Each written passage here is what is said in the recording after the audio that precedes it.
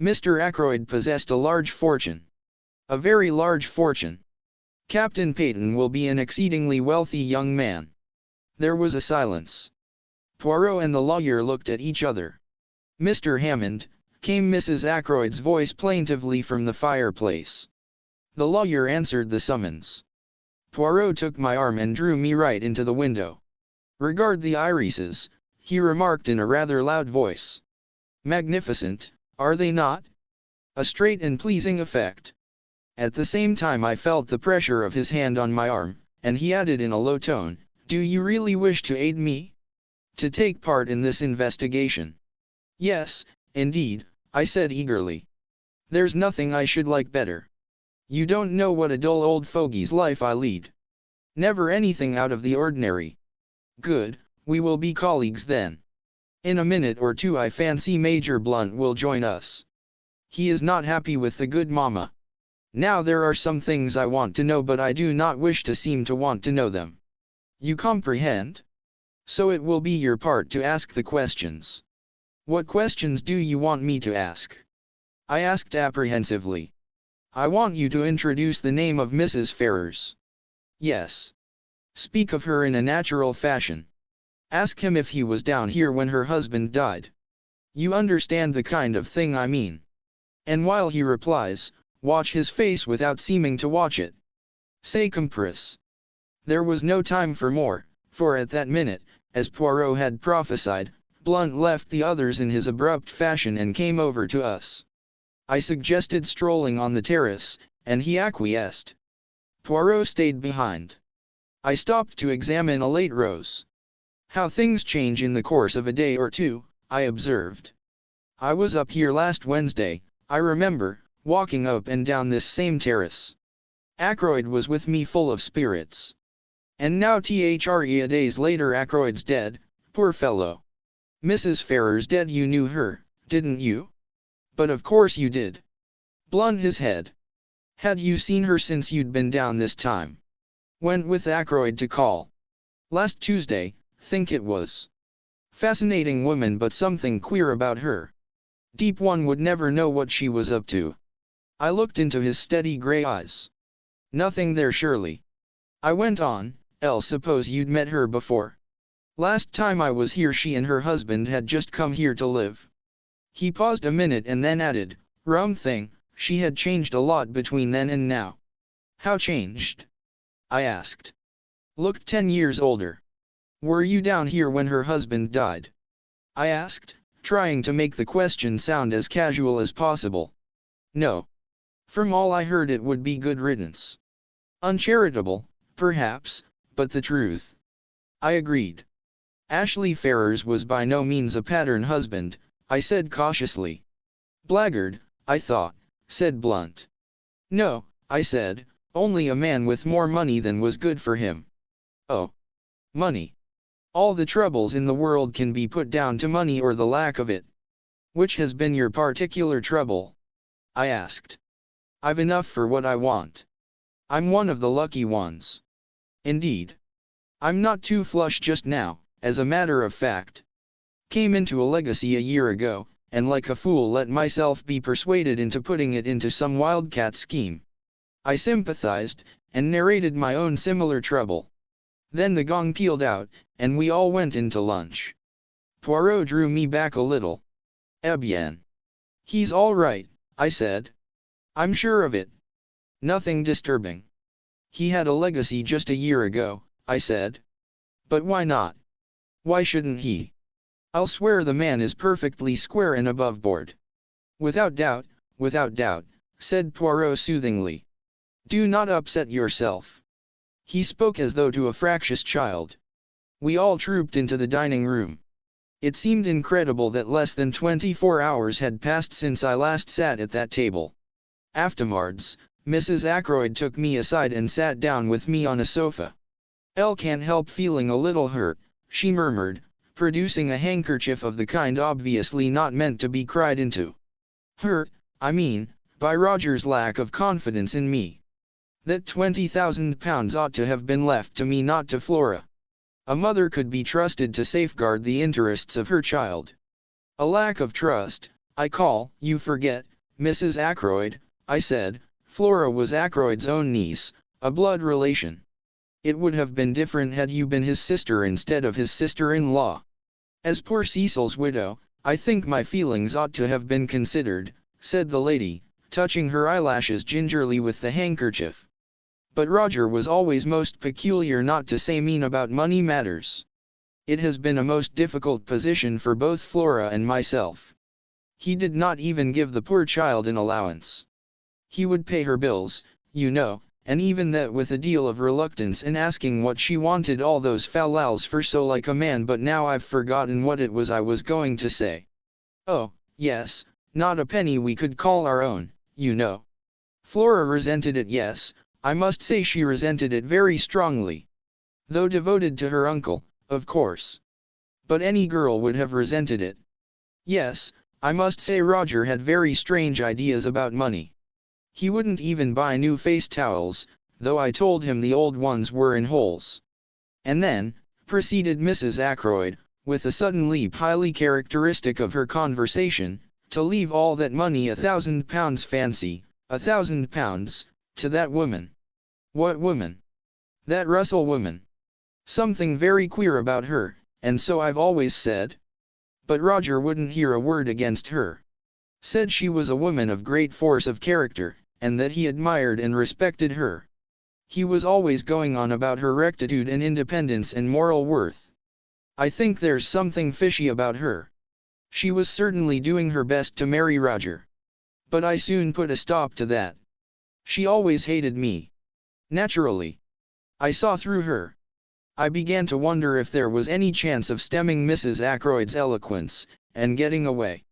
Mr. Hammond provided the necessary diversion by coming up to say goodbye. I seized my chance and rose also. About the inquest, I said. Where would you prefer it to be held? Here, or at the Three Boars? Mrs. Ackroyd stared at me with a dropped jaw. The inquest, she asked, the picture of consternation. But surely there won't have to be an inquest. Mr. Hammond gave a dry little cough and murmured, inevitable. Under the circumstances, in two short little barks. But surely Dr. Shepherd can arrange. There are limits to my powers of arrangement, I said drily. If his death was an accident, he was murdered, Mrs. Ackroyd, I said brutally. She gave a little cry. No theory of accident will hold water for a minute. Mrs. Ackroyd looked at me in distress. I had no patience with what I thought was her silly fear of unpleasantness. If there's an inquest, I shan't have to answer questions and all that, shall L? She asked. L don't know what will be necessary, I answered. L imagine Mr. Raymond will take the brunt of it off you. He knows all the circumstances, and can give formal evidence of identification. The lawyer assented with a little bow.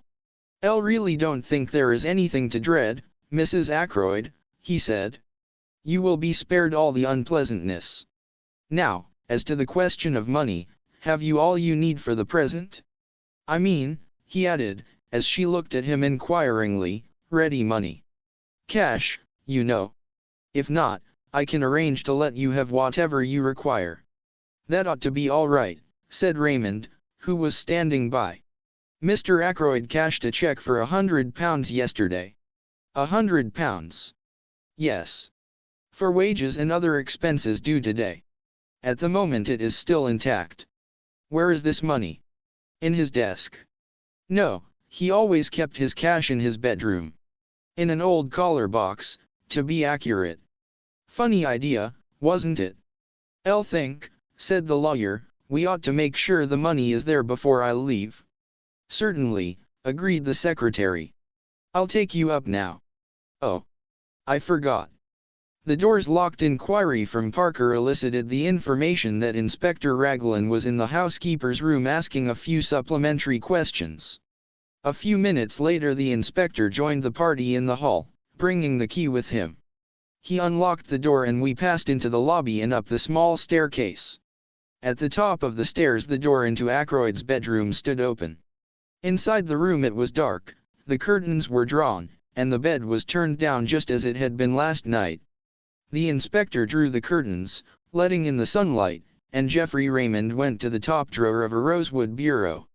He kept his money like that, in an unlocked drawer. "Just fancy," commented the inspector. The secretary flushed a little. Mr. Ackroyd had perfect faith in the honesty of all the servants, he said hotly. "Oh. Quite so," said the inspector hastily. Raymond opened the drawer, took out a round leather collar box from the back of it, and opening it, drew out a thick wallet. "Here is the money," he said, taking out a fat roll of notes.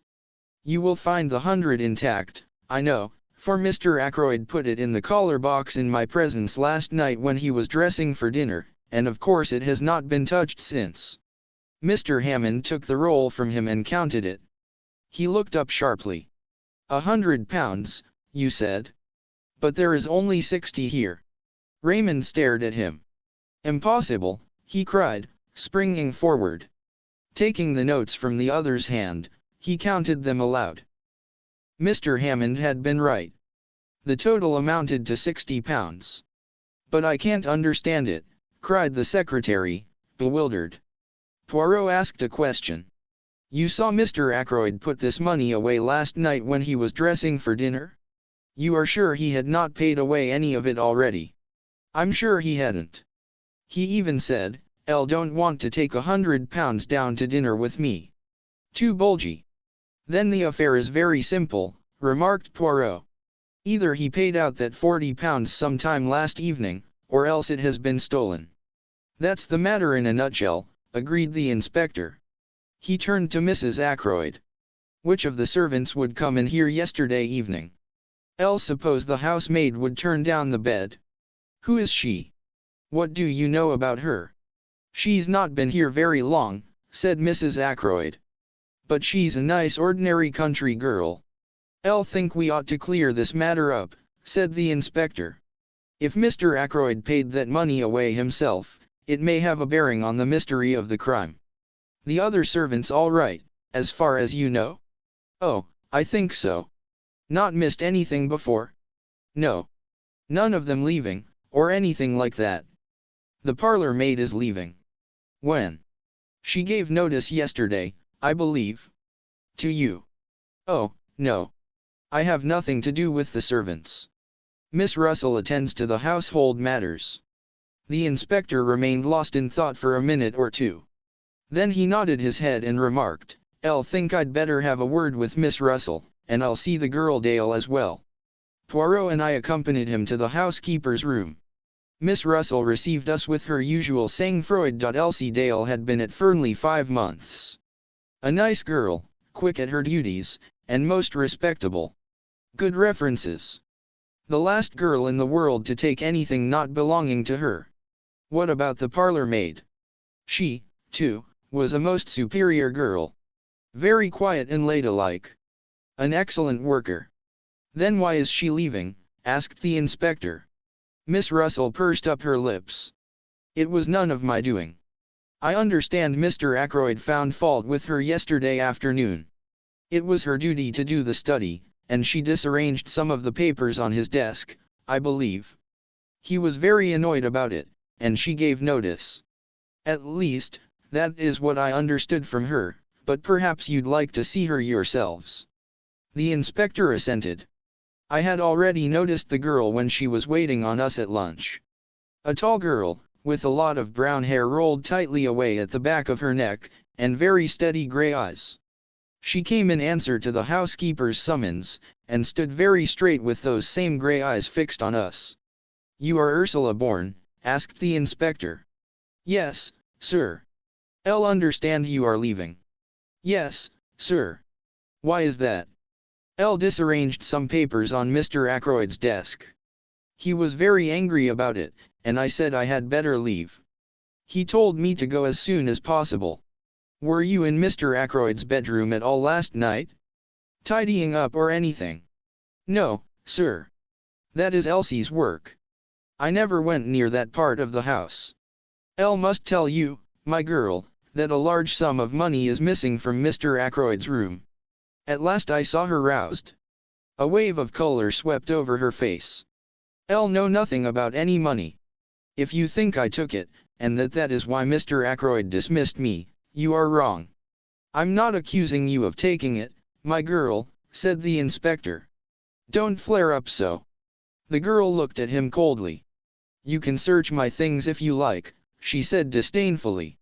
But you won't find anything. Poirot suddenly interposed. It was yesterday afternoon that Mr. Ackroyd dismissed you, or you dismissed yourself, was it not? He asked. The girl nodded. How long did the interview last? The interview?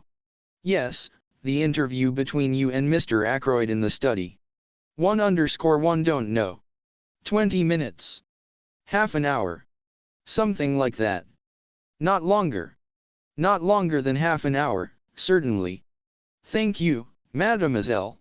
I looked curiously at him. He was rearranging a few objects on the table, setting them straight with precise fingers. His eyes were shining. That'll do, said the inspector. Ursula Bourne disappeared. The inspector turned to Miss Russell. How long has she been here? Have you got a copy of the reference you had with her? Without answering the first question, Miss Russell moved to an adjacent bureau, opened one of the drawers, and took out a handful of letters clipped together with a patent fastener. She selected one and handed it to the inspector. Said he. Reads all right. Mrs. Richard Folliot, Marby Grange, Marby. Who's this woman? Quite county people, said Miss Russell. Well, said the inspector, handing it back, let's have a look at the other one, Elsie Dale. Elsie Dale was a big fair girl, with a pleasant but slightly stupid face. She answered our questions readily enough, and showed much distress and concern at the loss of the money. Don't think there's anything wrong with her, observed the inspector, after he had dismissed her.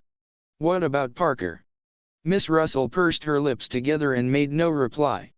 I've a feeling there's something wrong about that man, the inspector continued thoughtfully. The trouble is that I don't quite see when he got his opportunity. He'd be busy with his duties immediately after dinner, and he'd got a pretty good alibi all through the evening. I know, for I've been devoting particular attention to it. Well, thank you very much, Miss Russell. We'll leave things as they are for the present. It's highly probable Mr. Ackroyd paid that money away himself. The housekeeper bade us a dry good afternoon, and we took our leave. I left the house with Poirot. Wonder, I said, breaking the silence, what the papers the girl disarranged could have been for Ackroyd to have got into such a state about them. I wonder if there is any clue there to the mystery. The secretary said there were no papers of particular importance on the desk, said Poirot quietly. Yes, but I paused. It strikes you as odd that Ackroyd should have flown into a rage about so trivial a matter. Yes, it does rather. But was it a trivial matter? Of course, I admitted, we don't know what those papers may have been. But Raymond certainly said leave Raymond out of it for a minute. What did you think of that girl? Which girl? The parlor maid. Yes, the parlor maid. Ursula Beaumet. She seemed a nice girl, I said hesitatingly. Poirot repeated my words, but whereas I had laid a slight stress on the fourth word, he put it on the second. She seemed a nice girl, yes. Then, after a minute's silence, he took something from his pocket and handed it to me. See, my friend, I will show you something. Look there. The paper he had handed me was that compiled by the inspector and given by him to Poirot that morning. Following the pointing finger, I saw a small cross marked in pencil opposite the name Ursula Beaumet. You may not have noticed it at the time, my good friend, but there was one person on this list whose alibi had no kind of confirmation. Ursula Beaumet. You don't think? Dr. Shepherd, I dare to think anything. Ursula Bourne may have killed Mr. Ackroyd, but I confess I can see no motive for her doing so. Can you? He looked at me very hard, so hard that I felt uncomfortable. Can you? He repeated. No motive whatsoever, I said firmly. His gaze relaxed. He frowned and murmured to himself, since the blackmailer was a man, it follows that she cannot be the blackmailer, then I coughed. As far as that goes, I began doubtfully. He spun round on me. What? What are you going to say? Nothing, nothing. Only that, strictly speaking, Mrs. Ferrars in her letter mentioned a person. She didn't actually specify a man. But we took it for granted, Ackroyd and L., that it was a man. Poirot did not seem to be listening to me. He was muttering to himself again. But then it is possible after all. Yes, certainly it is possible, but then I must rearrange my ideas. Method, order, never have I needed them more. Everything must fit in its appointed place, otherwise I am on the wrong tack. He broke off, and whirled round upon me again. Where is Marby? It's on the other side of Cranchester. How far away? Oh, 14 miles, perhaps. Would it be possible for you to go there? Tomorrow, say. Tomorrow? Let me see, that's Sunday. Yes, I could arrange it. What do you want me to do there? See this Mrs. Folliot. Find out all you can about Ursula Bourne. Very well. But I don't much care for the job. It is not the time to make difficulties. A man's life may hang on this. Poor Ralph, I said with a sigh. You believe him to be innocent, though. Poirot looked at me very gravely. Do you want to know the truth? Of course. Then you shall have it. My friend, everything points to the assumption that he is guilty. What? I exclaimed. Poirot nodded. Yes, that stupid inspector, for he is stupid, has everything pointing his way. I seek for the truth, and the truth leads me every time to Ralph Peyton. Motive, opportunity, means. But I will leave no stone unturned. I promised Mademoiselle Flora. And she was very sure, that little one. But very sure indeed. Poirot pays a call. I was slightly nervous when I rang the bell at Marby Grange the following afternoon. I wondered very much what Poirot expected to find out. He had entrusted the job to me. Why? Was it because, as in the case of questioning Major Blunt, he wished to remain in the background? The wish, intelligible in the first case, seemed to me quite meaningless here. My meditations were interrupted by the advent of a smart parlour maid. Yes, Mrs. Folliot was at home. I was ushered into a big drawing room, and looked round me curiously as I waited for the mistress of the house. A large bare room, some good bits of old china, and some beautiful etchings, shabby covers, and curtains. A lady's room in every sense of the term. I turned from the inspection of a Bartolozzi on the wall as Mrs. Folliot came into the room. She was a tall woman, with untidy brown hair, and a very winning smile. Dr. Shepherd, she said hesitatingly. That is my name, I replied. L must apologize for calling upon you like this, but I wanted some information about a parlour maid previously employed by you, Ursula Bourne. With the utterance of the name the smile vanished from her face, and all the cordiality froze out of her manner. She looked uncomfortable and ill at ease. Ursula Bourne, she said hesitatingly. Yes, I said. Perhaps you don't remember the name. Oh, yes, of course. I remember perfectly. She left you just over a year ago, I understand. Yes. Yes, she did. That is quite right. And you were satisfied with her whilst she was with you? How long was she with you, by the way? Oh.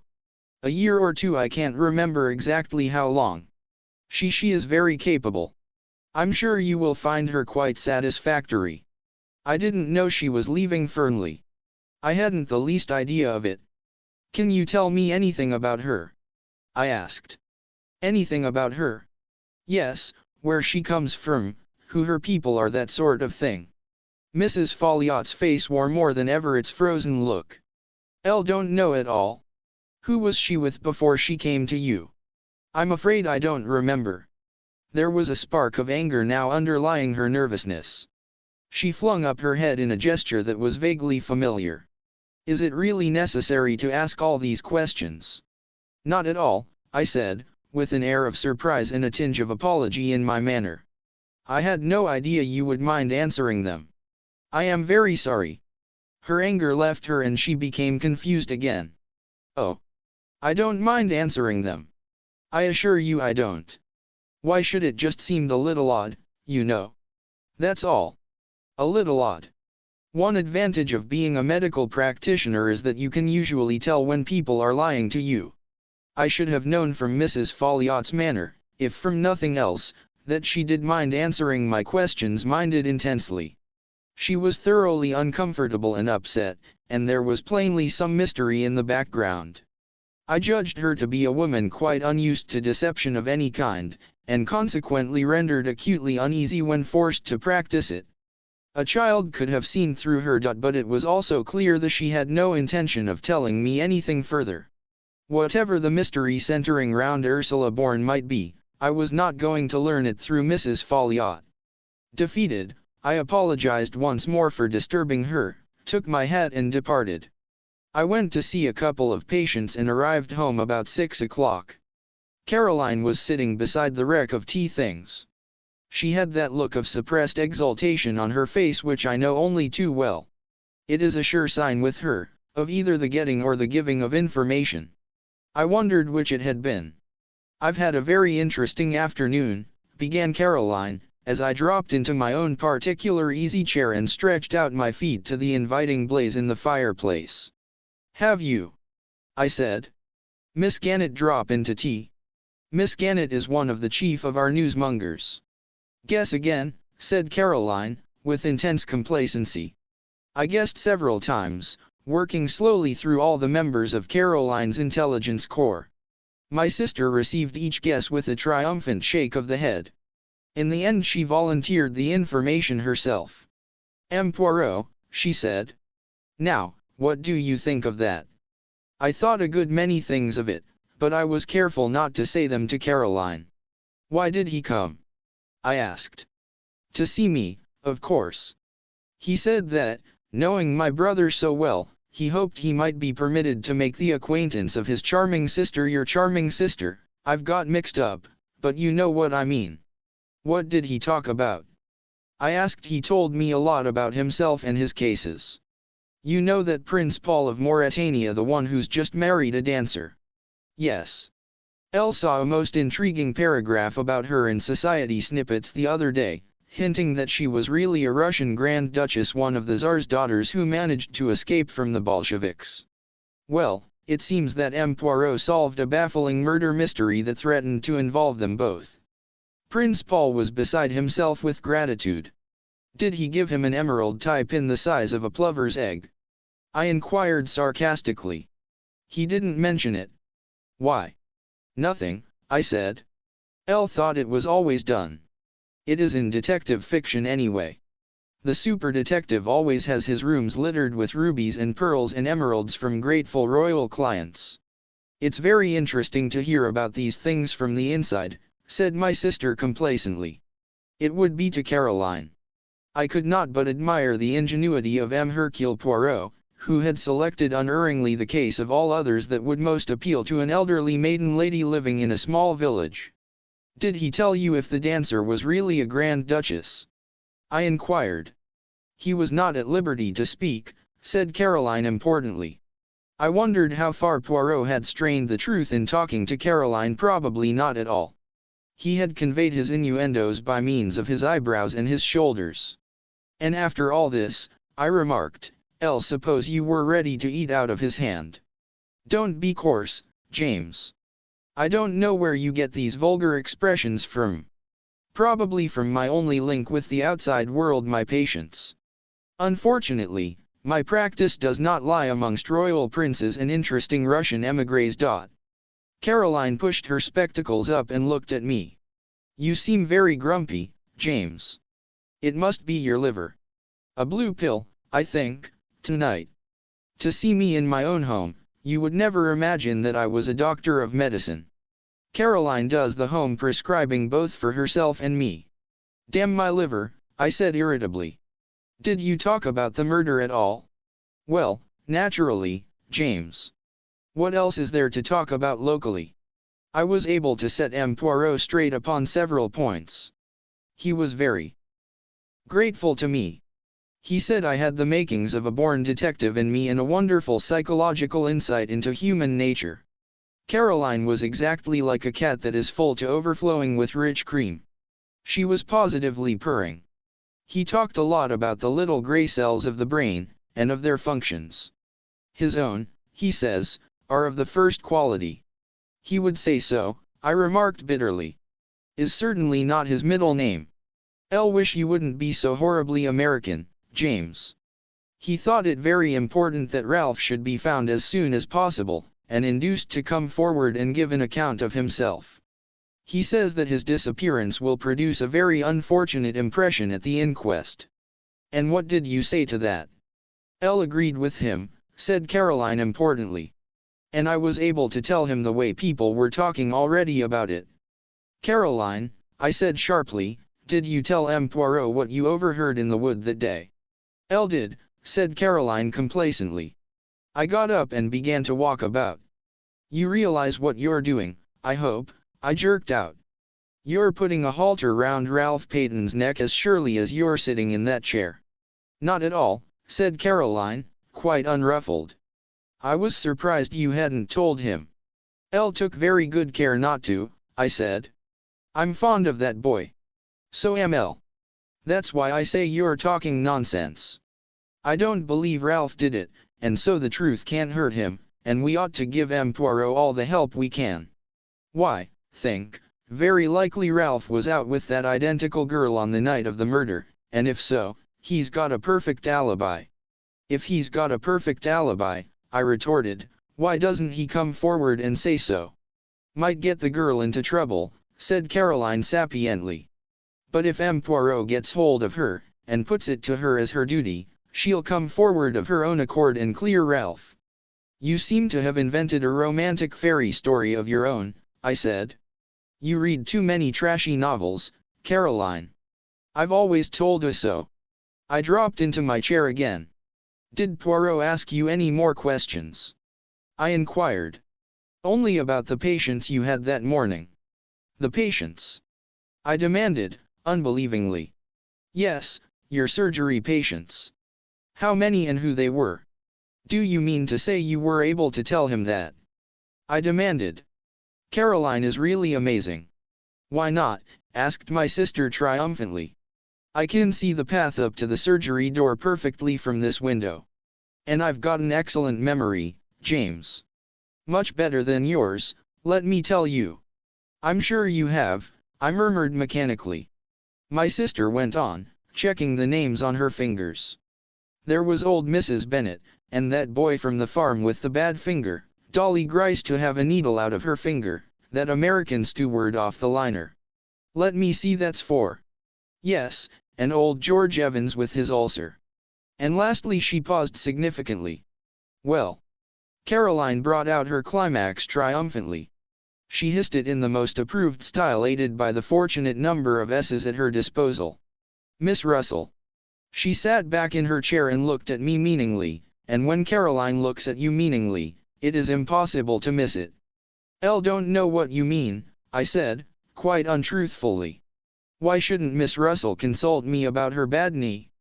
Bad knee, said Caroline. Fiddlesticks. No more a bad knee than you and Elle. She was after something else. What? I asked. Caroline had to admit that she didn't know. But depend upon it, that was what he was trying to get at M. Poirot, I mean. There's something fishy about that woman, and he knows it. Precisely the remark Mrs. Ackroyd made to me yesterday, I said. That there was something fishy about Miss Russell. Ah, said Caroline darkly, Mrs. Ackroyd. There's another. Another what? Caroline refused to explain her remarks. She merely nodded her head several times, rolling up her knitting, and went upstairs to don the high mauve silk blouse and the gold locket which she calls dressing for dinner. I stayed there staring into the fire and thinking over Caroline's words. Had Poirot really come to gain information about Miss Russell, or was it only Caroline's tortuous mind that interpreted everything according to her own ideas? There had certainly been nothing in Miss Russell's manner that morning to arouse suspicion. At least I remembered her persistent conversation on the subject of drug taking, and from that she had led the conversation to poisons and poisoning. But there was nothing in that. Ackroyd had not been poisoned. Still, it was odd. I heard Caroline's voice, rather acid in tone, calling from the top of the stairs.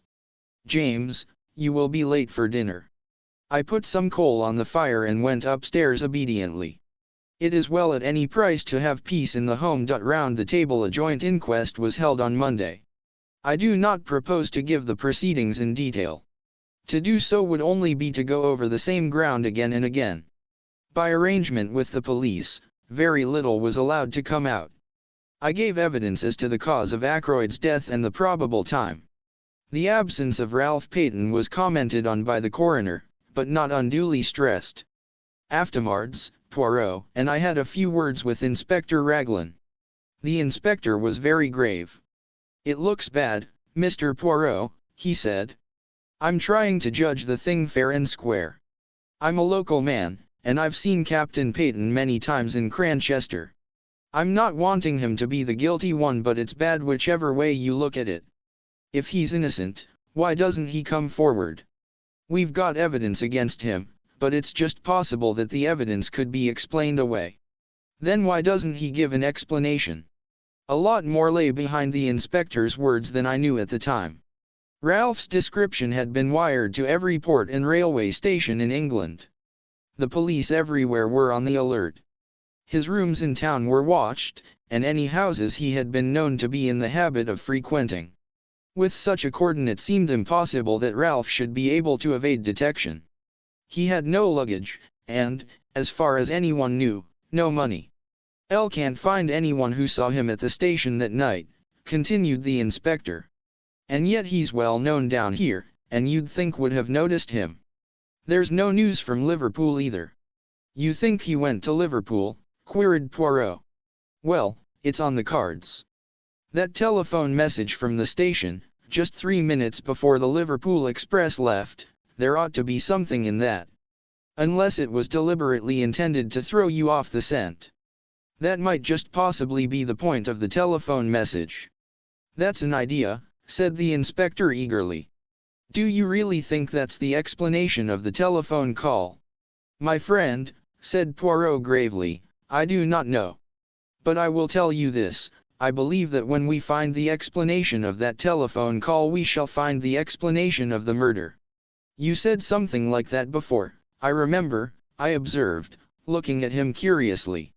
Poirot nodded. "I'll always come back to it," he said seriously.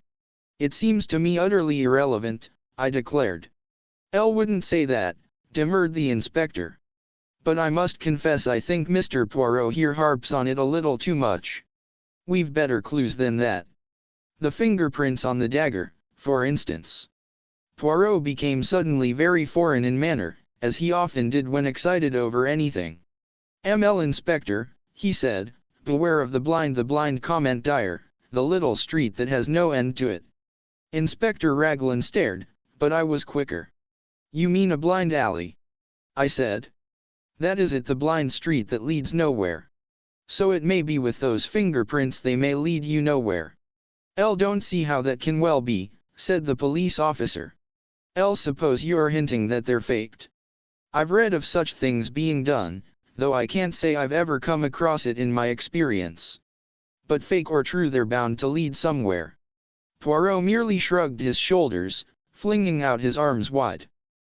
The inspector then showed us various enlarged photographs of the fingerprints, and proceeded to become technical on the subject of loops and whorls. "Come now," he said at last, annoyed by Poirot's detached manner, "you've got to admit that those prints were made by someone who was in the house that night." "Bien entendu," said Poirot, nodding his head. "Well, I've taken the prints of every member of the household, everyone, mind you, from the old lady down to the kitchen maid. I don't think Mrs. Ackroyd would enjoy being referred to as the old lady. She must spend a considerable amount on cosmetics." "Everyone's," repeated the inspector fussily. "Including mine," I said drily. "Very well. None of them correspond. That leaves us two alternatives. Ralph Peyton, or the mysterious stranger the doctor here tells us about. When we get hold of those two much valuable time may have been lost," broke in Poirot. "L don't quite get you, Mr. Poirot. You have taken the prints of everyone in the house, you say," murmured Poirot. Is that the exact truth you are telling me there, ML Inspector? Certainly. Without overlooking anyone. Without overlooking anyone. The quick or the dead? For a moment the inspector looked bewildered at what he took to be a religious observation. Then he reacted slowly. You mean the dead, ML Inspector? The inspector still took a minute or two to understand. I am suggesting, said Poirot placidly, that the fingerprints on the dagger handle are those of Mr. Ackroyd himself. It is an easy matter to verify. His is still available. But why?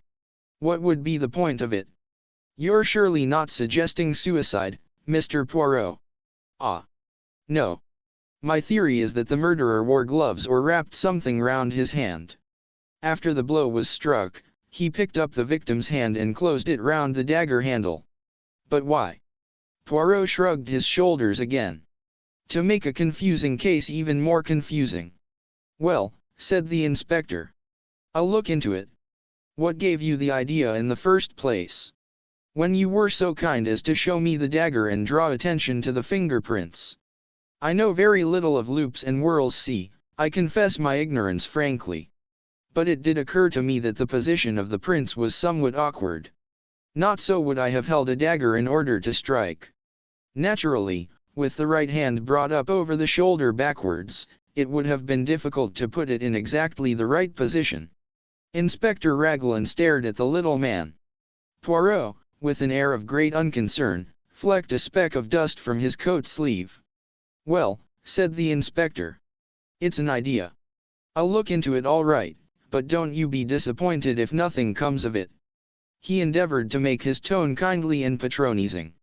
Poirot watched him go off. Then he turned to me with twinkling eyes. Another time, he observed, L must be more careful of his amour propre. And now that we are left to our own devices, what do you think, my good friend, of a little reunion of the family?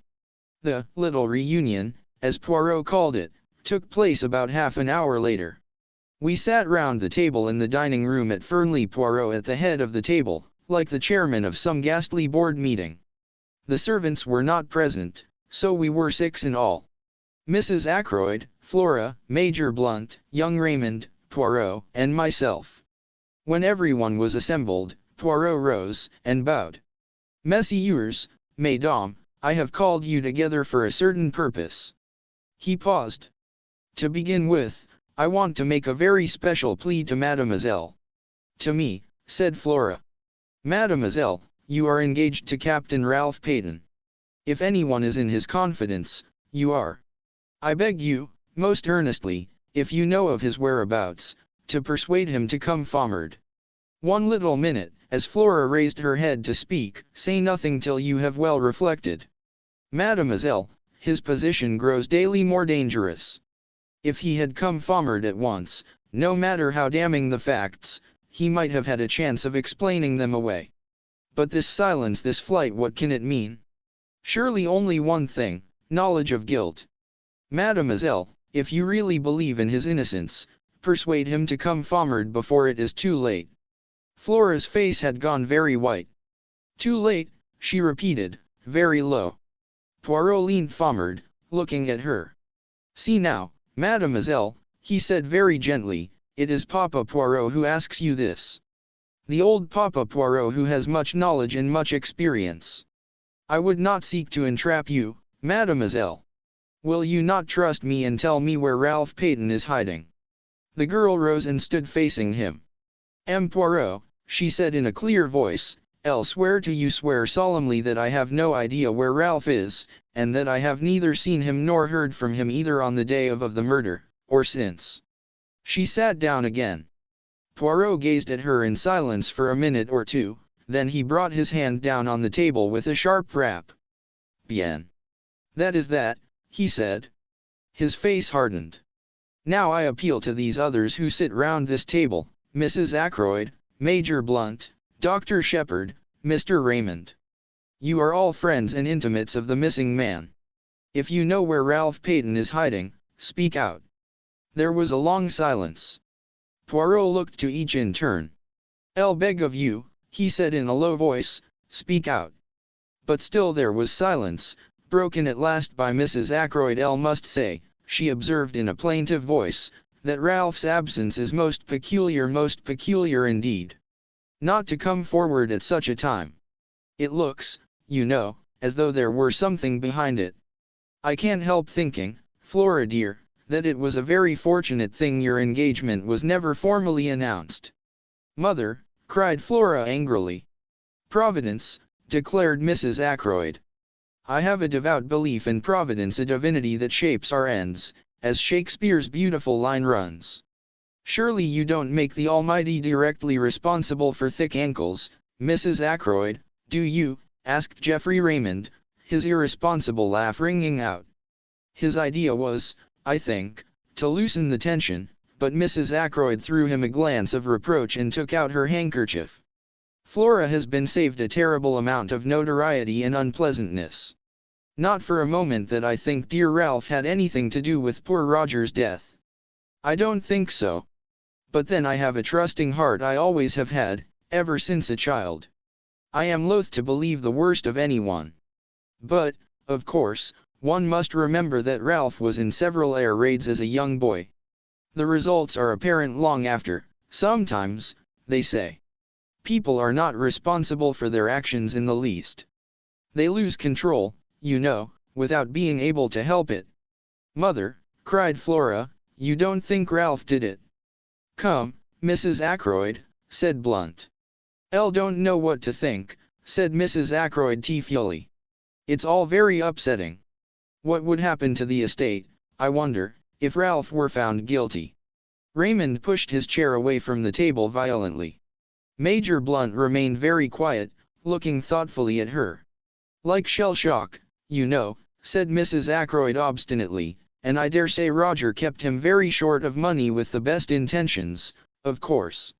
I can see you are all against me, but I do think it is very odd that Ralph has not come forward, and I must say I am thankful Flora's engagement was never announced formally." "It will be tomorrow," said Flora in a clear voice. "Flora," cried her mother, aghast. Flora had turned to the secretary. "Will you send an announcement to the Morning Post and the Times, please, Mr. Raymond?" "If you are sure that it is wise, Miss Ackroyd," he replied gravely. She turned impulsively to Blunt. "You understand," she said. "What else can I do? As things are, I must stand by Ralph. Don't you see that I must?" She looked very searchingly at him, and after a long pause he nodded abruptly. Mrs. Ackroyd burst out into shrill protests. Flora remained unmoved. Then Raymond spoke. "I'll appreciate your motives, Miss Ackroyd. But don't you think you're being rather precipitate? Wait a day or two." "Tomorrow," said Flora in a clear voice. "It's no good, Mother, going on like this. Whatever else I am, I'm not disloyal to my friends." "M. Poirot," Mrs. Ackroyd appealed tearfully. "Can't you say anything at all?" "Nothing to be said," interpolated Blunt. "She's doing the right thing. I'll stand by her through thick and thin." Flora held out her hand to him. "Thank you, Major Blunt," she said. "Mademoiselle," said Poirot, "will you let an old man congratulate you on your courage and your loyalty? And will you not misunderstand me if I ask you most solemnly to postpone the announcement you speak of for at least 2 days more?" Flora hesitated. "I'll ask it in Ralph Peyton's interests as much as in yours, mademoiselle." "You frown. You do not see how that can be. But I assure you that it is so. Pas de blagues. You put the case into my hands, you must not hamper me now." Flora paused a few minutes before replying. "I do not like it," she said at last, "but I will do what you say." She sat down again at the table. "And now, Messieurs et Mesdames," said Poirot rapidly, "I will continue with what I was about to say. Understand this, I mean to arrive at the truth.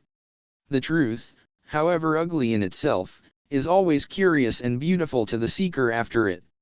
I am much aged, my powers may not be what they were." Here he clearly expected a contradiction. "In all probability this is the last case I shall ever investigate. But Hercule Poirot does not end with a failure. Messieurs et mesdames, I tell you, I mean to know. And I shall know in spite of you all. He brought out the last words provocatively, hurling them in our face as it were. I think we all flinched back a little, excepting Geoffrey Raymond, who remained good-humored and imperturbable as usual. How do you mean in spite of us all? He asked, with slightly raised eyebrows. But just that, monsieur. Every one of you in this room is concealing something from me. He raised his hand as a faint murmur of protest arose. Yes, yes, I know what I am saying. It may be something unimportant, trivial, which is supposed to have no bearing on the case, but there it is. Each one of you has something to hide. Come now, am I right? His glance, challenging and accusing, swept round the table. And every pair of eyes dropped before his. Yes, mine as well.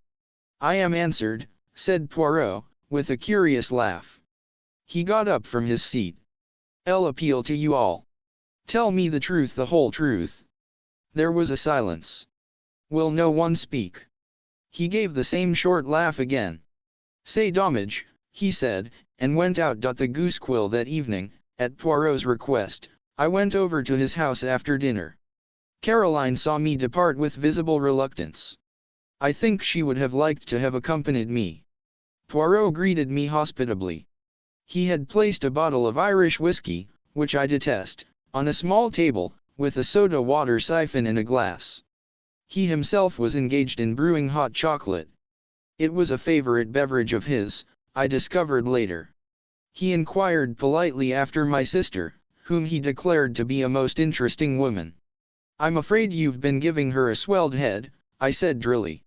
What about Sunday afternoon? He laughed and twinkled. I'll always like to employ the expert, he remarked obscurely, but he refused to explain the remark. You got all the local gossip anyway, I remarked. True, and untrue. And a great deal of valuable information, he added quietly. Such as underscore. He shook his head. Why not have told me the truth, he countered. In a place like this, all Ralph Peyton's doings were bound to be known. If your sister had not happened to pass through the wood that day, somebody else would have done so. Else suppose they would, I said grumpily. What about this interest of yours in my patients? Again he twinkled. Only one of them, doctor. Only one of them. The last. I hazarded. I'll find Miss Russell a study of the most interesting, he said evasively. Do you agree with my sister and Mrs. Ackroyd that there is something fishy about her? I asked. Eh? What do you say fishy? I explained to the best of my ability. And they say that, do they? Didn't my sister convey as much to you yesterday afternoon? Say possible. For no reason whatever, I declared. Les femmes, generalized Poirot. They are marvelous. They invent haphazard and by miracle they are right. Not that it is that, really. Women observe subconsciously 1,000 little details, without knowing that they are doing so. Their subconscious mind adds these little things together and they call the result intuition. Me, I am very skilled in psychology. I know these things. He swelled his chest out importantly, looking so ridiculous, that I found it difficult not to burst out laughing. Then he took a small sip of his chocolate, and carefully wiped his mustache. I'll wish you'd tell me, I burst out, what you really think of it all. He put down his cup. You wish that? I do. You have seen what I have seen. Should not our ideas be the same? I'm afraid you're laughing at me, I said stiffly. Of course, I've no experience of matters of this kind. Poirot smiled at me indulgently. You are like the little child who wants to know the way the engine works. You wish to see the affair, not as the family doctor sees it, but with the eye of a detective who knows and cares for no one, to whom they are all strangers and all equally liable to suspicion. You put it very well, I said. So I give you then, a little lecture. The first thing is to get a clear history of what happened that evening, always bearing in mind that the person who speaks may be lying. I raised my eyebrows. Rather a suspicious attitude. But necessary, I assure you, necessary. Now first, Dr. Shepard leaves the house at 9:10. How do I know that? Because I told you so. But you might not be speaking the truth, or the watch you went by might be wrong. But Parker also says that you left the house at 10 minutes to 9. So we accept that statement and pass on. At 9 o'clock you run into a man, and here we come to what we will call the romance of the mysterious stranger just outside the park gates. How do I know that that is so? Elle told you so, I began again, but Poirot interrupted me with a gesture of impatience. Ah! But it is that you are a little stupid tonight, my friend. You know that it is so, but how am I to know? Eh bien, I am able to tell you that the mysterious stranger was not a hallucination on your part, because the maid of a Miss Gannett met him a few minutes before you did, and of her too he inquired the way to Fernley Park.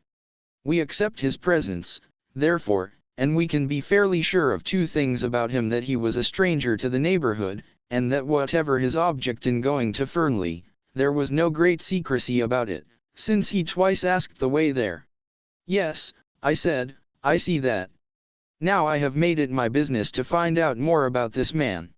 He had a drink at the Three Boars, I learn, and the barmaid there says that he spoke with an American accent and mentioned having just come over from the States. Did it strike you that he had an American accent? Yes, I think he had, I said, after a minute or two, during which I cast my mind back, but a very slight one. Precisement. There is also this which, you will remember, I picked up in the summer house. He held out to me the little quill. I looked at it curiously. Then a memory of something I had read stirred in me. Poirot, who had been watching my face, nodded. Yes, heroines know. Drug takers carry it like this, and sniff it up the nose. Diamorphine hydrochloride, I murmured mechanically. This method of taking the drug is very common on the other side. Another proof, if we wanted one, that the man came from Canada or the States. What first attracted your attention to that summer house? I asked curiously. My friend the inspector took it for granted that anyone using that path did so as a shortcut to the house, but as soon as I saw the summer house, I realized that the same path would be taken by anyone using the summer house as a rendezvous. Now it seems fairly certain that the stranger came neither to the front nor to the back door. Then did someone from the house go out and meet him? If so, what could be a more convenient place than that little summer house? I searched it with the hope that I might find some clue inside. I found two, the scrap of cambric and the quill. And the scrap of cambric? I asked curiously. What about that? Poirot raised his eyebrows. You do not use your little grey cells, he remarked drily. The scrap of starched cambric should be obvious. Not very obvious to me. I changed the subject. Anyway, I said, this man went to the summer house to meet somebody. Who was that somebody? Exactly the question, said Poirot. You will remember that Mrs. Ackroyd and her daughter came over from Canada to live. Is that what you meant today when you accused them of hiding the truth? Perhaps. Now another point. What did you think of the parlor maid's story? What story? The story of her dismissal. Does it take half an hour to dismiss a servant? Was the story of those important papers a likely one? And remember, though she says she was in her bedroom from 9:30 until 10 o'clock, there is no one to confirm her statement. You bewilder me, I said. To me it grows clearer. But tell me now your own ideas and theories. I drew a piece of paper from my pocket. Elle just scribbled down a few suggestions, I said apologetically. But excellent, you have method. Let us hear them. I read out in a somewhat embarrassed voice. To begin with, one must look at the thing logically, just what my poor Hastings used to say, interrupted Poirot, but alas. He never did so. Point no. Mr. Ackroyd was heard talking to someone at 9:30. Point no. 2. At some time during the evening Ralph Peyton must have come in through the window, as evidenced by the prints of his shoes. Point no. 3. Mr. Ackroyd was nervous that evening, and would only have admitted someone he knew. Point no. 4. The person with Mr. Ackroyd at 9:30 was asking for money. We know Ralph Peyton was in a scrape. These 4 points go to show that the person with Mr. Ackroyd at 9:30 was Ralph Peyton. But we know that Mr. Ackroyd was alive at 9:45, therefore it was not Ralph who killed him. Ralph left the window open. Affenvards the murderer came in that way. And who was the murderer? Inquired Poirot. The American stranger. He may have been in league with Parker, and possibly in Parker we have the man who blackmailed Mrs. Ferrars. If so, Parker may have heard enough to realize the game was up, have told his accomplice so, and the latter did the crime with the dagger which Parker gave him. It is a theory that, admitted Poirot. Decidedly you have cells of a kind. But it leaves a deal unaccounted for. Such as the telephone call, the pushed-out chair. Do you really think that latter important? I interrupted. Perhaps not, admitted my friend. It may have been pulled out by accident, and Raymond, or Blunt may have shoved it into place unconsciously under the stress of emotion. Then there is the missing £40. Given by Ackroyd to Ralph, I suggested. He may have reconsidered his first refusal. That still leaves one thing unexplained. What? Why was Blunt so certain in his own mind that it was Raymond with Mr. Ackroyd at 9:30?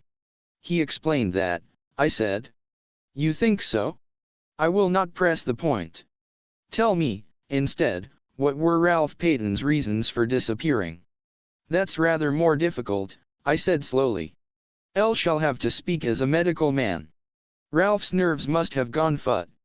If he suddenly found out that his uncle had been murdered within a few minutes of his leaving him after, perhaps, a rather stormy interview, well, he might get the wind up and clear right out.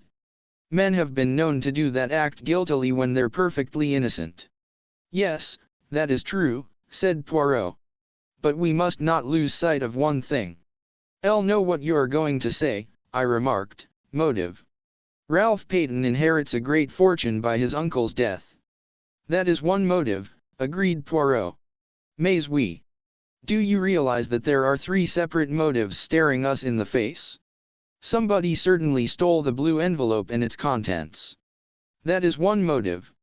Blackmail. Ralph Peyton may have been the man who blackmailed Mrs. Ferrars. Remember, as far as Hammond knew, Ralph Peyton had not applied to his uncle for help of late. That looks as though he were being supplied with money elsewhere. Then there is the fact that he was in some how-do-you-say scrape, which he feared might get to his uncle's ears. And finally there is the one you have just mentioned. Dear me, I said, rather taken aback. The case does seem black against him. Does it? Said Poirot. That is where we disagree, UNL. Three motives, it is almost too much. I am inclined to believe that, after all, Ralph Peyton is innocent. Mrs. Ackroyd. After the evening talk I have just chronicled, the affair seemed to me to enter on a different phase. The whole thing can be divided into two parts, each clear and distinct from the other. Part 1 ranges from Ackroyd's death on the Friday evening to the following Monday night. It is the straightforward narrative of what occurred, as presented to Hercule Poirot. I was at Poirot's elbow the whole time. I saw what he saw.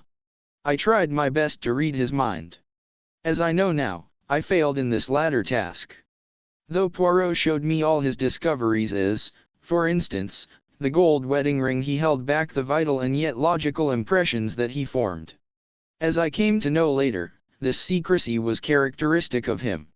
He would throw out hints and suggestions, but beyond that he would not go. As I say, up till the Monday evening, my narrative might have been that of Poirot himself. I played Watson to his Sherlock. But after Monday our ways diverged. Poirot was busy on his own account. I got to hear of what he was doing, because in King's Abbot, you get to hear of everything, but he did not take me into his confidence beforehand. And too, had my own preoccupations. On looking back, the thing that strikes me most is the piecemeal character of this. Everyone had a hand in the elucidation of the mystery. It was rather like a jigsaw puzzle to which everyone contributed their own little piece of knowledge or discovery. But their task ended there. To Poirot alone belongs the renown of fitting those pieces into their correct place. Some of the incidents seemed at the time irrelevant and unmeaning. There was, for instance, the question of the black boots. But that comes later. To take things strictly in chronological order, I must begin with the summons from Mrs. Ackroyd. She sent for me early on Tuesday morning, and since the summons sounded an urgent one, I hastened there, expecting to find her in extremis. The lady was in bed. So much did she concede to the etiquette of the situation. She gave me her bony hand, and indicated a chair drawn up to the bedside. "Well, Mrs. Ackroyd," I said, "and what's the matter with you?" I spoke with that kind of spurious geniality which seems to be expected of general practitioners. "I'm prostrate," said Mrs. Ackroyd in a faint voice. "Absolutely prostrate. It's the shock of poor Roger's death. They say these things often aren't felt at the time, you know. It's the reaction afterwards. It is a pity that a doctor is precluded by his profession from being able sometimes to say what he really thinks. I would have given anything to be able to answer bunkum. Instead, I suggested a tonic. Mrs. Ackroyd accepted the tonic. One move in the game seemed now to be concluded. Not for a moment did I imagine that I had been sent for because of the shock occasioned by Ackroyd's death. But Mrs. Ackroyd is totally incapable of pursuing a straightforward course on any subject. She always approaches her object by tortuous means. I wondered very much why it was she had sent for me. "And then that scene yesterday," continued my patient. She paused as though expecting me to take up a cue. "What scene? Doctor, how can you? Have you forgotten? That dreadful little Frenchman or Belgian or whatever he is. Bullying us all like he did. It has quite upset me. Coming on the top of Roger's death. I'm very sorry, Mrs. Ackroyd," I said. "I don't know what he meant shouting at us like he did. I should hope I know my duty too well to dream of concealing anything. I have given the police every assistance in my power." Mrs. Ackroyd paused, and I said, "Quite so." I was beginning to have a glimmering of what all the trouble was about. "No one can say that I have failed in my duty," continued Mrs. Ackroyd. "I am sure Inspector Raglan is perfectly satisfied. Why should this little upstart of a foreigner make a fuss? A most ridiculous-looking creature he is too, just like a comic Frenchman in a review. I can't think why Flora insisted on bringing him into the case. She never said a word to me about it. Just went off and did it on her own. Flora is too independent. I am a woman of the world and her mother. She should have come to me for advice first." I listened to all this in silence. What does he think? That's what I want to know. Does he actually imagine I'm hiding something? He positively accused me yesterday. I shrugged my shoulders. "It is surely of no consequence, Mrs. Ackroyd," I said. "Since you are not concealing anything, any remarks he may have made do not apply to you." Mrs. Ackroyd went off at a tangent, after her usual fashion. "Servants are so tiresome," she said. "They gossip, and talk amongst themselves. And then it gets round, and all the time there's probably nothing in it at all." "Have the servants been talking?" I asked. "What about?" Mrs. Ackroyd cast a very shrewd glance at me. It quite threw me off my balance. "I was sure you'd know, Doctor, if anyone did. You were with M. Poirot all the time, weren't you?" "I was." "Then of course you know. It was that girl, Ursula Bourne, wasn't it? Naturally she's leaving. She would want to make all the trouble she could. Spiteful, that's what they are. They're all alike. Now, you being there, Doctor, you must know exactly what she did say? I'm most anxious that no wrong impression should get about. After all, you don't repeat every little detail to the police, do you? There are family matters sometimes nothing to do with the question of the murder. But if the girl was spiteful, she may have made out all sorts of things." I was shrewd enough to see that a very real anxiety lay behind these outpourings. Poirot had been justified in his premises. Of the 6 people round the table yesterday, Mrs. Ackroyd at least had had something to hide. It was for me to discover what that something might be. "If I were you, Mrs. Ackroyd," I said brusquely, "Elle should make a clean breast of things." She gave a little scream. "Oh, Doctor, how can you be so abrupt? It sounds as though and I can explain everything so simply. Then why not do so? I suggested. Mrs. Ackroyd took out a frilled handkerchief, and became tearful. Elle thought, Doctor, that you might put it to M. Poirot explain it, you know, because it's so difficult for a foreigner to see our point of view. And you don't know, nobody could know what I've had to contend with. A martyrdom, a long martyrdom. That's what my life has been. I don't like to speak ill of the dead, but there it is. Not the smallest bill, but it had all to be gone over, just as though Roger had had a few miserly hundreds a year instead of being, as Mr. Hammond told me yesterday, one of the wealthiest men in these parts. Mrs. Ackroyd paused to dab her eyes with the frilled handkerchief. Yes, I said encouragingly. You were talking about bills. Those dreadful bills. And some I didn't like to show Roger at all. They were things a man wouldn't understand. He would have said the things weren't necessary. And of course they mounted up, you know, and they kept coming in. She looked at me appealingly, as though asking me to condole with her on this striking peculiarity. It's a habit they have, I agreed. And the tone altered, became quite abusive.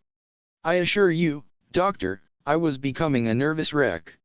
I couldn't sleep at nights. And a dreadful fluttering round the heart. And then I got a letter from a Scotch gentleman. As a matter of fact, there were 2 letters, both Scotch gentlemen. Mr. Bruce Macpherson was one, and the other was Colin MacDonald. Quite a coincidence. Hardly that, I said drily. They are usually Scotch gentlemen, but I suspect a Semitic strain in their ancestry. £10 to 10,000 on note of hand alone, murmured Mrs. Ackroyd reminiscently. Elle wrote to one of them, but it seemed there were difficulties. She paused. I gathered that we were just coming to delicate ground. I have never known anyone more difficult to bring to the point. You see, murmured Mrs. Ackroyd, it's all a question of expectations, isn't it? Testamentary expectations. And though, of course, I expected that Roger would provide for me, I didn't know. I thought that if only I could glance over a copy of his will, not in any sense of vulgar prying, but just so that I could make my own arrangements. She glanced sideways at me. The position was now very delicate indeed. Fortunately, words, ingeniously used, will serve to mask the ugliness of naked facts. I could only tell this to you, dear Dr. Shepherd, said Mrs. Ackroyd rapidly. I can trust you not to misjudge me, and to represent the matter in the right light to M. Poirot. It was on Friday afternoon she came to a stop and swallowed uncertainly. Yes, I repeated encouragingly. On Friday afternoon. Well, everyone was out, or so I thought. And I went into Roger's study. I had some real reason for going there, I mean, there was nothing underhand about it. And as I saw all the papers heaped on the desk, it just came to me, like a flash, I'll wonder if Roger keeps his will in one of the drawers of the desk. I'm so impulsive, always was, from a child. I do things on the spur of the moment. He'd left his keys, very careless of him, in the lock of the top drawer. I see, I said helpfully. So you searched the desk. Did you find the will? Mrs. Ackroyd gave a little scream, and I realized that I had not been sufficiently diplomatic. How dreadful it sounds. But it wasn't at all like that, really. Of course it wasn't, I said hastily. You must forgive my unfortunate way of putting things. Of course, men are so peculiar. In dear Roger's place, I should have not objected to revealing the provisions of my will. But men are so secretive. One is forced to adopt little subterfuges in self-defense. And the result of the little subterfuge? I asked. That's just what I'm telling you. As I got to the bottom drawer, Bourne came in. Most awkward. Of course I shut the drawer and stood up, and I called her attention to a few specks of dust on the surface. But I didn't like the way she looked, quite respectful in manner, but a very nasty light in her eyes. Almost contemptuous, if you know what I mean. I never have liked that girl very much. She's a good servant, and she says ma'am, and doesn't object to wearing caps and aprons, which I declare to you a lot of them do nowadays, and she can say not at home without scruples if she has to answer the door instead of Parker, and she doesn't have those peculiar gurgling noises inside which so many parlor maids seem to have when they wait at table. Let me see, where was Elle? You were saying, that in spite of several valuable qualities, you never liked Bourne. No more I do. She's odd. There's something different about her from the others. Too well educated, that's my opinion. You can't tell who are ladies and who aren't nowadays. And what happened next? I asked. Nothing. At least, Roger came in. And I thought he was out for a walk. And he said, "What's all this?" And I said nothing. I just came in to fetch Punch. And I took Punch and went out with it. Bourne stayed behind. I heard her asking Roger if she could speak to him for a minute. I went straight up to my room, to lie down. I was very upset. There was a pause. You will explain to M. Poirot, won't you? You can see for yourself what a trivial matter the whole thing was. But, of course, when he was so stern about concealing things, I thought of this at once. Bourne may have made some extraordinary story out of it, but you can explain, can't you? That is all. I said. You have told me everything. Yes, said Mrs. Ackroyd. Oh. Yes, she added firmly. But I had noted the momentary hesitation, and I knew that there was still something she was keeping back. It was nothing less than a flash of sheer genius that prompted me to ask the question I did.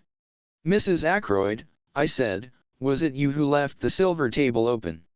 I had my answer in the blush of guilt that even rouge and powder could not conceal. How did you know? She whispered. It was you, then. Yes, you see there were 1 or 2 pieces of old silver very interesting. I had been reading up the subject and there was an illustration of quite a small piece which had fetched an immense sum at Christie's. It looked to be just the same as the one in the silver table. I thought I would take it up to London with me when I went and have it valued. Then if it really was a valuable piece, just think what a charming surprise it would have been for Roger. I refrained from comments, accepting Mrs. Ackroyd's story on its merits. I even forbore to ask her why it was necessary to abstract what she wanted in such a surreptitious manner. Why did you leave the lid open?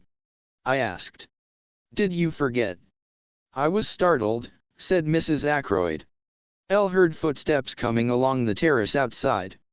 I hastened out of the room and just got up the stairs before Parker opened the front door to you. That must have been Miss Russell, I said thoughtfully. Mrs. Ackroyd had revealed to me one fact that was extremely interesting. Whether her designs upon Ackroyd's silver had been strictly honorable I neither knew nor cared. What did interest me was the fact that Miss Russell must have entered the drawing-room by the window, and that I had not been wrong when I judged her to be out of breath with running. Where had she been? I thought of the summer house and the scrap of cambric. I'll wonder if Miss Russell has had her handkerchiefs starched. I exclaimed on the spur of the moment. Mrs. Ackroyd's start recalled me to myself, and I rose. You think you can explain to M. Poirot? She asked anxiously. Oh, certainly. Absolutely. I got away at last, after being forced to listen to more justifications of her conduct. The parlor maid was in the hall, and it was she who helped me on with my overcoat. I observed her more closely than I had done heretofore. It was clear that she had been crying. How is it, I asked, that you told us that Mr. Ackroyd sent for you on Friday to his study? I hear now that it was you who asked to speak to him. For a minute the girl's eyes dropped before mine. Then she spoke. Elle meant to leave in any case, she said uncertainly. I said no more. She opened the front door for me. Just as I was passing out, she said suddenly in a low voice, "Excuse me, sir, is there any news of Captain Peyton?" I shook my head, looking at her inquiringly. "He ought to come back," she said. Indeed he ought to come back." She was looking at me with appealing eyes. "Does no one know where he is?" she asked. "Do you?" I said sharply. She shook her head. "No, indeed. I know nothing. But anyone who was a friend to him would tell him this, he ought to come back." I lingered, thinking that perhaps the girl would say more. Her next question surprised me. "When do they think the murder was done?" Just before 10 o'clock. That is the idea, I said. Between 9:45 and the hour. Not earlier? Not before 9:45. I looked at her attentively. She was so clearly eager for a reply in the affirmative. That's out of the question, I said. Miss Ackroyd saw her uncle alive at 9:45. She turned away, and her whole figure seemed to droop. A handsome girl, I said to myself as I drove off. An exceedingly handsome girl. Caroline was at home. She had had a visit from Poirot and was very pleased and important about it. I am helping him with the case, she explained. I felt rather uneasy. Caroline is bad enough as it is. What will she be like with her detective instincts encouraged? Are you going round the neighborhood looking for Ralph Peyton's mysterious girl? I inquired. Elle might do that on my own account, said Caroline. No, this is a special thing M. Poirot wants me to find out for him. What is it? I asked. He wants to know whether Ralph Peyton's boots were black or brown, said Caroline with tremendous solemnity. I stared at her. I see now that I was unbelievably stupid about these boots. I failed altogether to grasp the point. They were brown shoes, I said. Elle saw them. Not shoes, James, boots. M. Poirot wants to know whether a pair of boots Ralph had with him at the hotel were brown or black. A lot hangs on it. Call me dense if you like. I didn't see. And how are you going to find out? I asked. Caroline said there would be no difficulty about that. Our Annie's dearest friend was Miss Gannett's maid, Clara. And Clara was walking out with the boots at the Three Boars. The whole thing was simplicity itself, and by the aid of Miss Gannett, who cooperated loyally, at once giving Clara leave of absence, the matter was rushed through at express speed. It was when we were sitting down to lunch that Caroline remarked, with would-be unconcern, about those boots of Ralph Peyton's.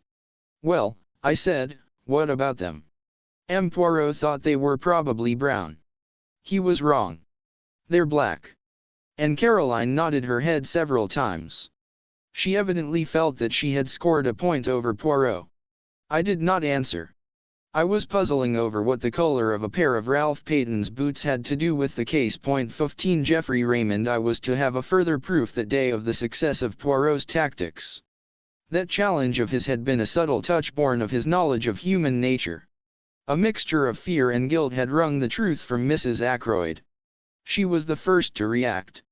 That afternoon when I returned from seeing my patients, Caroline told me that Geoffrey Raymond had just left. Did he want to see me? I asked, as I hung up my coat in the hall. Caroline was hovering by my elbow. It was M. Poirot he wanted to see, she said. He'd just come from the Larches. Mr. Poirot was out.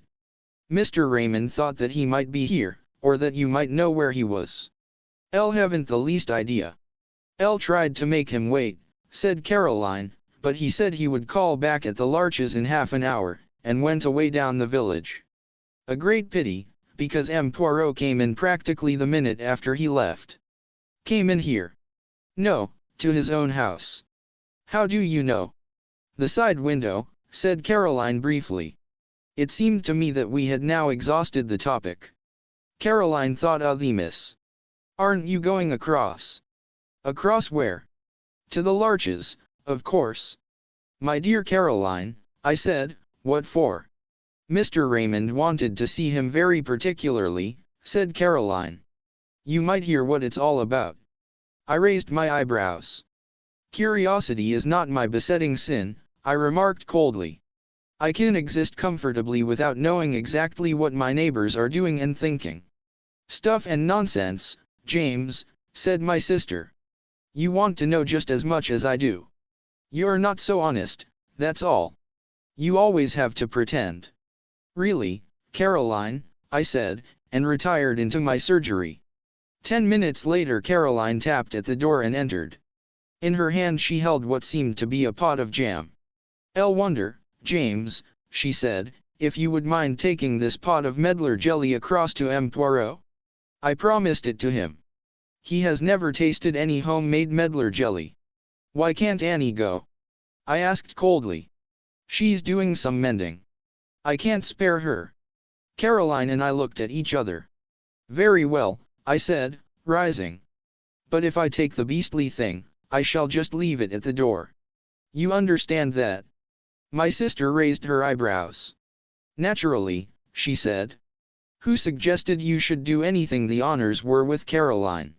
If you do happen to see M. Poirot, she said, as I opened the front door, you might tell him about the boots. It was a most subtle parting shot. I wanted dreadfully to understand the enigma of the boots.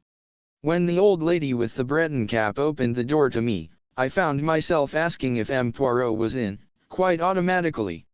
Poirot sprang up to meet me, with every appearance of pleasure. Sit down, my good friend, he said. The big chair? This small one? The room is not too hot, no. I thought it was stifling, but refrained from saying so. The windows were closed, and a large fire burned in the grate. The English people, they have a mania for the fresh air, declared Poirot. The big air, it is all very well outside, where it belongs. Why admit it to the house? But let us not discuss such banalities. You have something for me, yes. 2 things, I said. First, this from my sister. I handed over the pot of medlar jelly. How kind of Mademoiselle Caroline. She has remembered her promise. And the second thing. Information of a kind. And I told him of my interview with Mrs. Ackroyd. He listened with interest, but not much excitement. It clears the ground, he said thoughtfully.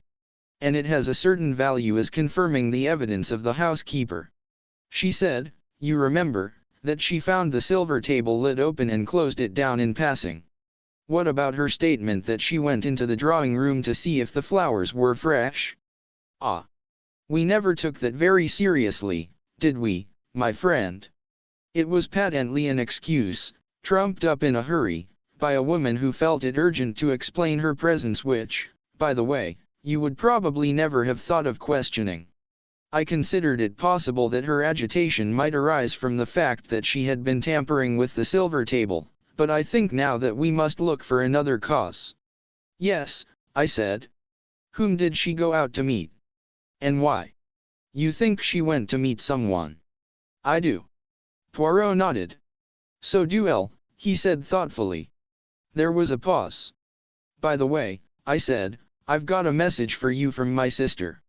Ralph Peyton's boots were black, not brown. I was watching him closely as I gave the message, and I fancied that I saw a momentary flicker of discomposure. If so, it passed almost immediately. She is absolutely positive they are not brown. Absolutely. Ah, said Poirot regretfully. That is a pity. And he seemed quite crestfallen.